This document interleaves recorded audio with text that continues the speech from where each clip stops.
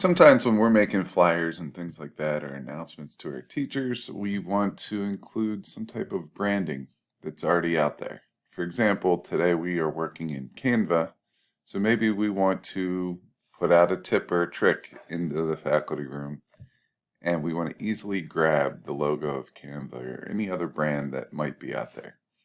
In this video, we're going to show you how to do that very easily. It's going to save your time, and it's going to make your designs look just right.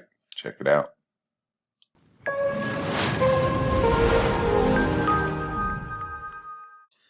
Alright, for this one, all I did was make a 1000 by 1000 canvas size in Canva.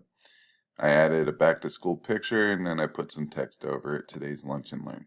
Sometimes we want to just do something very simple to let our staff, let our students know that there's going to be an optional event that's going to happen, and sometimes we're featuring some type of brand. So if I wanted to do today's lunch and learn on Canva, I would have to go out to Google, grab the Canva image, the branding image, bring it into my design and get it to look pretty good. So what I'm going to do, instead of going out to Google, I'm going to do all this within Canva.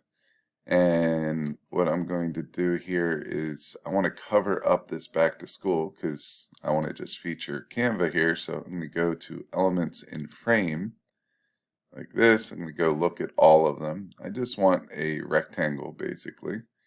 And I want it to be horizontal in nature or even a square. It just needs to cover the back to school. So I'm going to go to rectangle.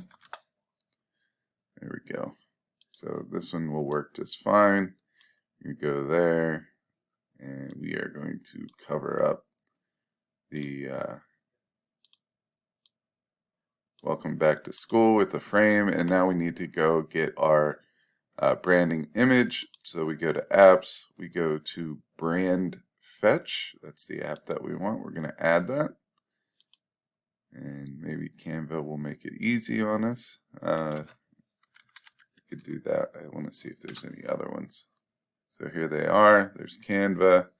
There's Canva. A whole bunch of different options here. I'm going to drag this one in and see what it looks like.